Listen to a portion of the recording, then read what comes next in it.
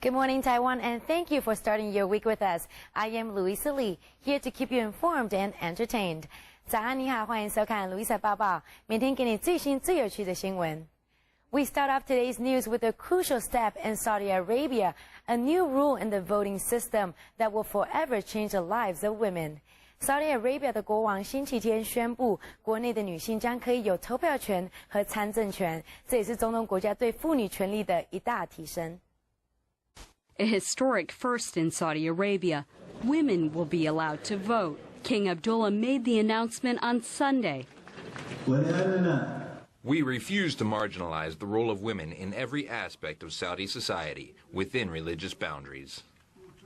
They'll also be allowed to run for office, a significant change for a country where women have almost no role in public life. They aren't permitted to drive and must have written approval from their husbands or a male relative to undergo certain medical procedures. King Abdullah has been pushing for change for some time, but has been careful not to anger conservative clerics.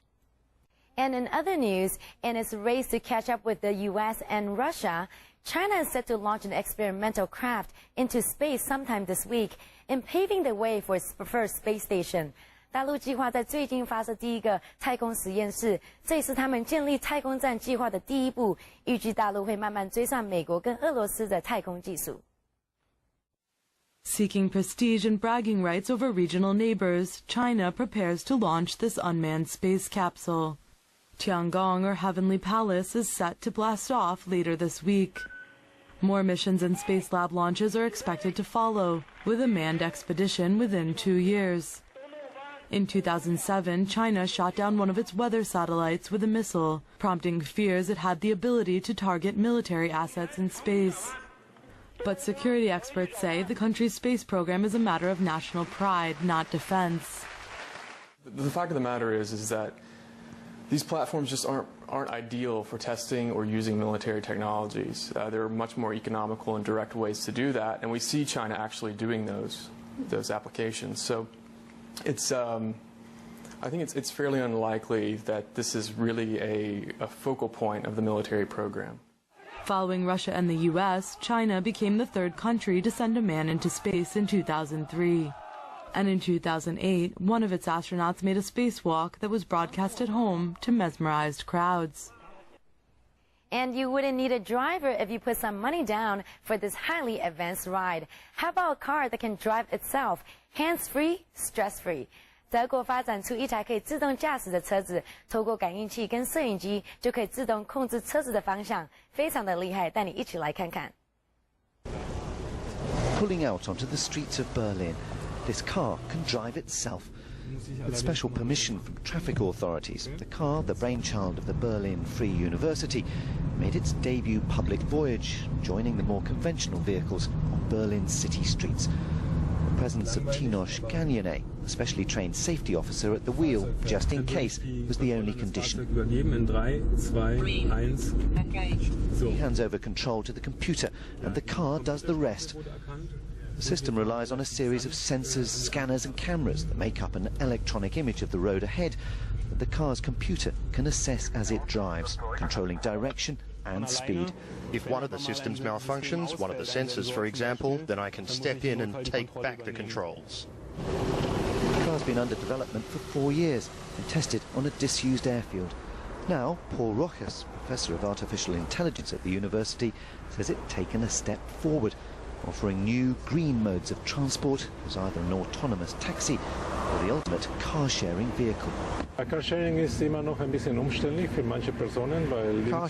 still a bit inconvenient for some people because they have to go to the station or the car park to pick up the car.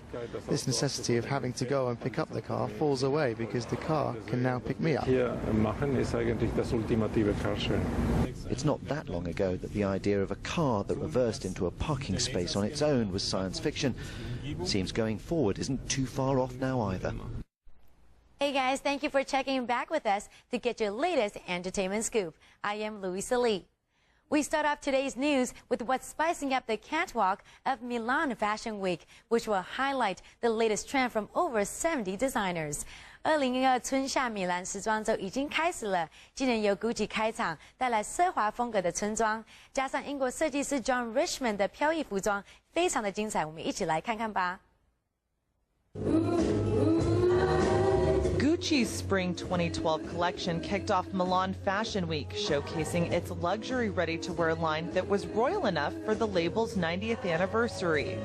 Golds were a consistent trend from what was seen at New York's Fashion Week, demonstrating the desire for that luxury look. The brand's Italian designer, Frida Giannini, was all about Art Deco. A few of her designs roared 20s, including her take on this sequined flapper dress. And following suit was British designer John Richmond, who draped long tassels to achieve the same shape-shifting effect. But the crystal embroidery, studs, and lace gave a rock vibe to his catwalk collection. Milan Fashion Week will feature over 70 designers until September 27th. In other news, when Hollywood funny man Ben Stiller is not on the screen, making us laugh with his clever lines, he is carrying out good deeds by hosting the Artists for Haiti auction and helping those in need on the other side of the world. Ben Stiller 现在有了新身份，不只是喜剧演员，也是慈善家。最近他邀请了许多知名艺术家跟他一起举办画展，要为海地的灾民募款，帮助他们重建生活。Actor Ben Stiller is using his star power for a good cause.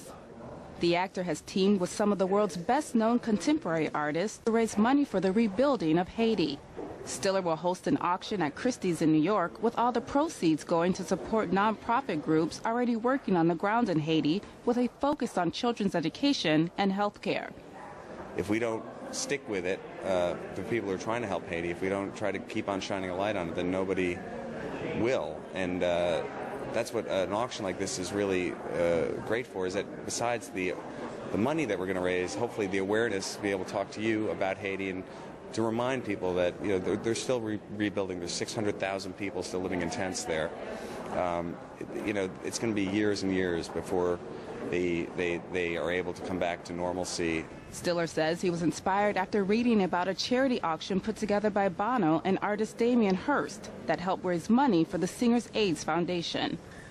Well, the first person I went to was Jeff Koons, and just because I had run into him at an event and was a fan of his work, and he's such a nice guy, and I was talking to him, and he seemed very approachable. So I asked him, and I said, look, this is what we're trying to raise money for Haiti, and he immediately came on board. And having Jeff Koons as the first person to come on board was just a great start for us. And then I was able to go to David, and then David went to his artists in his gallery, and everybody just had such a great response right off the bat. Koons donated a still silhouette of a bikini bottom to the sale, estimated to bring in between $500,000 and $700,000 US. And now to movie news. Who wouldn't want to see Jason Statham and Clive Owen fight it out? Along with Robert De Niro, the three charismatic actors make up the action-packed film Killer Elite, directed by Gary McKendry. Now let's hear what Owen has to say about the spy thriller, which reveals the dirty business of intelligence agencies. 由 Clive Owen、Jason Statham 和 Robert De Niro 主演的《特种精英》已经在台湾上映了。三个知名演员合作这部动作片，场面很精彩紧张。下面就带你来欣赏。 Director Gary McKendry has brought the controversial novel by Sir Ronald Fiennes to the big screen, which is starred by Clive Owen, action star Jason Statham, and Academy-winning actor Robert De Niro. The complex story depicts Statham's role as Danny, who attempts to rescue his mentor, played by De Niro. As a professional assassin, Danny is on a mission to take out whoever is standing in his way, including 3 members of the British Special Ops Forces led by Owen's role, Spike. Owen says he was fascinated by the mystery behind the story, which is allegedly based on true events. Yes, it is. It's a sort of, it's a spy movie, but it's based in a very sort of real context, in the late 70s, early 80s, and it's really about I play a character who's ex-SAS who starts to realise that some of his people are being targeted and doesn't know why, doesn't know who's doing it, and galvanises a group to try and find out who's doing it and try to stop them. For riveting car chases, intense gunfights, massive explosions, and muscle-flexing scenes, you can catch Killer Elite, which is now available in Taiwan theaters.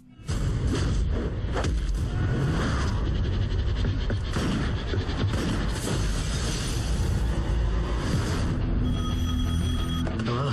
I knew I'd find it. How did you get this number? You have no idea who you're messing with.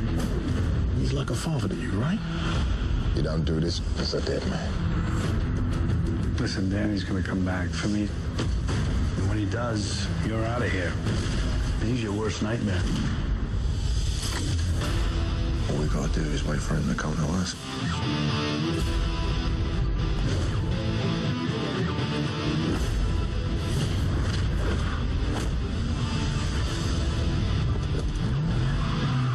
This guy is good. You have no idea.